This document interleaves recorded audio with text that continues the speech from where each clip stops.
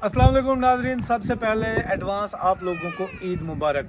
हर साल ईद के ऊपर हज़ारों मासूम लोगों के चैनल डिलीट कर दिए जाते हैं। यूट्यूब उनके चैनल डिलीट कर देता है।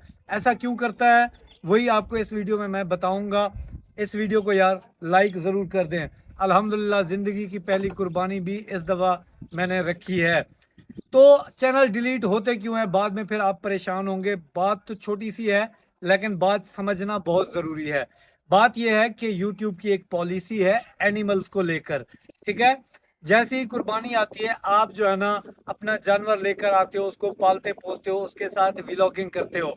फिर व्लॉगिंग करने के बाद बारी आती है ईद कुर्बान वाले 3 दिनों की।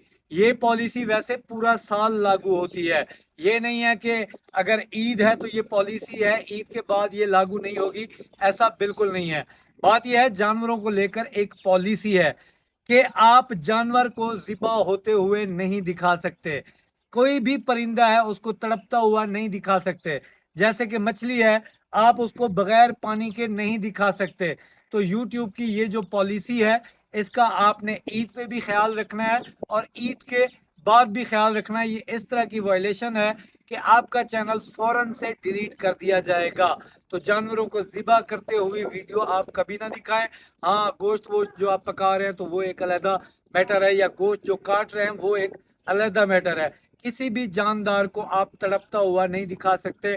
खून खराबा, एक्सीडेंट वैसे भी अलाउड नहीं है। तो ये काम अगर आपने किया तो आपका चैनल डिलीट हो जाएगा, चाहे ईद के दिनों में किया या बाद में किया। तो मेरा काम था आप लोगों को अपडेट करना, क्योंकि ईद के बाद इस तरह के बहुत से केसेस आते हैं। अल्लाह तो कामयाब करे। मिलता है अगली वीडियो। अल्लाह हाफिज।